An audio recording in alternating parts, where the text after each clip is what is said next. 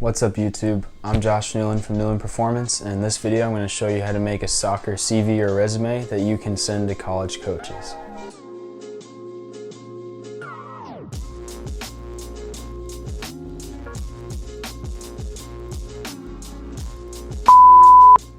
Alright, so making a resume is really important because it put all your important information on there, and it's good to include in emails to college coaches. You know, if you just have a well-written email with a good solid CV or resume and a highlight video, that can be very impressive and just a good way to get off on a good start with college coaches. You know, making a college soccer resume is so important because it can take you 30 to 45 minutes, and then you have a good chunk of your information just in one page. You can attach to every email you send, and it doesn't take that much time or effort. You can do it for free. You can do it on your phone or your computer, so it's worth doing. Just like you'd want a resume for a job, for applying for jobs, you want one for your soccer career, to send to colleges, to send to pro teams. In this video I'm just going to explain how to make one that you can send to college coaches, but I might make another video later on how to make a resume or CV for pro teams. So first of all, the software. Not really a big deal. I use Google Docs in this one because I can easily use it on my phone or my computer. It's free, it's simple. I write a lot of essays using that program. You can also use Microsoft Word or pretty much any software. It doesn't make that big of a deal. So you just go to Google, you sign into your account. If you haven't made an account, make sure you make one that sounds professional. First name, last name @gmail.com. Click on the dots next to the profile picture and go down to Docs. Then you should already see some templates for resumes. You can just use one of these. Some people, when you're applying for jobs and making that kind of resume, there you get really picky and, you know, don't ever use a template, make your own. But it's not that big of a deal. The information is all that really matters when you're sending it to coaches. They're not going to care too much about how fancy it is. Your grades, stats, and information is much more important. And once you make a template, you might have to edit it, play with it a little bit so that it works for you. One of my big tips is try to keep all your information on one page, just so it's simple and easy, one page. Because if it's more than one page, coaches might forget and not scroll down and see the whole thing. So I did have to edit the spacing a little bit on this so I could fit all my information.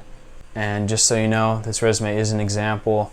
Obviously, it's not my actual phone number and things like that, and then some of the stats are true, some of them aren't. I guess you'll have to guess yourself. But this is just a good example and template that you guys can copy and paste or use something similar. So first of all, your name, your basic information. By that I mean first and last name. Right below that, put your grad year, not junior or sophomore. Put the year that you graduate, just so that they won't be confused about what class you are. Then I would put your phone number and your email in, and like I've said before, and in other videos, make sure your email is professional, first and last name. And then in the right hand corner, put a headshot or a professional pic of you playing. And a good tip with this is make sure it's current, because if you've cut a lot of your hair off, if you've dyed your hair, if you got tattoos or something, facial tattoos, I don't know, make sure it's a current headshot or a picture of you playing. If it is a picture of you playing, make sure it's not blurry. You can still see your face, just so it's easier for them to recognize you. I just use the headshot from my college team's roster, but if you want a headshot pic, you could even take it in your bedroom up against the wall or something like that. Then you want to put your bio right below your basic information. So here I'd put your date of birth. Again, just like don't put junior or senior don't just say your age, put your date of birth, just so that's current and you don't have to update that whenever a birthday passes, and it just reduces confusion that way. Then put your height and weight. Another quick little tip, doesn't take much time, just Google pounds to kilograms, inches to centimeters, and then you can put in your height in parentheses and centimeters, and then your weight in parentheses and kilograms. Again, in America, we don't use the metric system, but maybe your coach is European or foreign, and that'll just make it easier and simpler for them. Next, put your positions and try to keep it 3 or less. For me, that's just center back and right back. And then your preferred foot.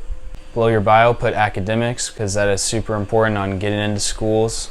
So put your high school in parentheses, put the location, so it gives them an idea where you're from. Then put your GPA. And I would also put your weighted GPA in there too and make it clear which one is unweighted, which one is weighted, because if you're trying to get into a smart school, your weighted GPA will matter. Next, put your SAT and ACT. And if you've taken like the practice tests of those and you haven't taken the actual SAT or ACT, you can also put those scores in there. And another little quick tip, it might just be helpful to put in the date you took it if you remember. Then finally put your awards and achievements. If you're in National Honor Society, honor roll, presidential honor roll, any sort of academic awards. Next, I would put club soccer, and I would put this before high school because club is generally more important to college coaches. And if you played DA or ODP, I would probably also put this in this section. So first list the club, put the location, the city it's in, so they have an idea where you're from again. Then put the years you played there.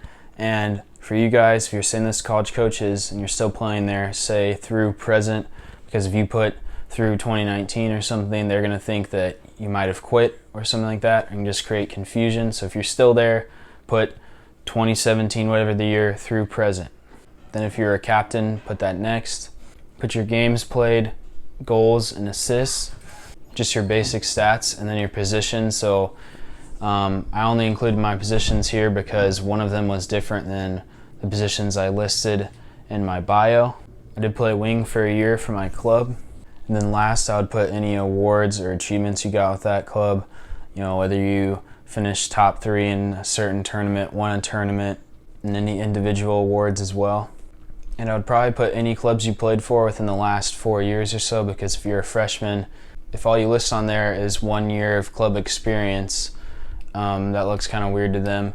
You could list all of the clubs you played for, but like I said, you still want to keep this to 1 page.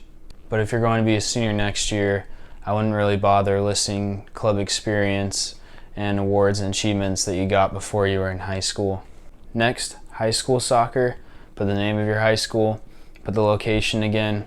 Another good tip is to put the division that your school is in, 6A, 5A, 1, 2, 3, 4, whatever, just because that can give them a good idea as well of what your competition is. Again, put the years you played, and if you're still playing there, put through present. And then if you're a captain, put the years that you were a captain on there. Then differentiate between varsity and JV. Put varsity, the years played, games played, goals, assists.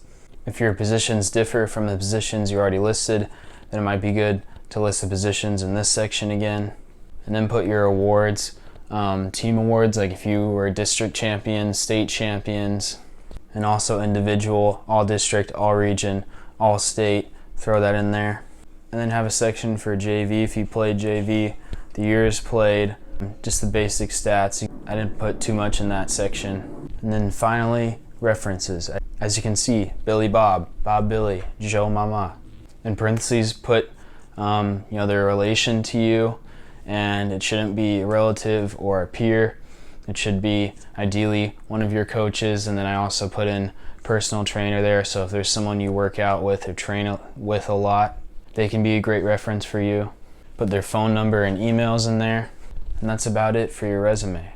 Things like a personal statement or reference letters from your references or letters of endorsement from them are useful, but I think you should include those on a recruiting profile, which my next video will be about how to make a recruiting profile, because you don't want to clog up your resume too much, and it is just useful for it all to be on 1 page, the basic stats and information for the coaches to see. Like I said, if you can just piece this together with a good highlight video, a good well-written email, you can get coaches' attention pretty easily. So just be sure it's professional, clean, the information is up to date, your picture is up to date, and don't add anything that isn't true. But hopefully you guys enjoyed this. Comment below if you have any more questions, whether it's about this in specific or just anything in general. Go ahead and ask. I reply to every single comment. If you like this video and you're in the current recruiting process trying to play college soccer, I have a whole series, a full guide about everything of college soccer recruiting, from how to visit, how to email, how to make your own highlight film, how to get the most out of camps. I'm covering it all.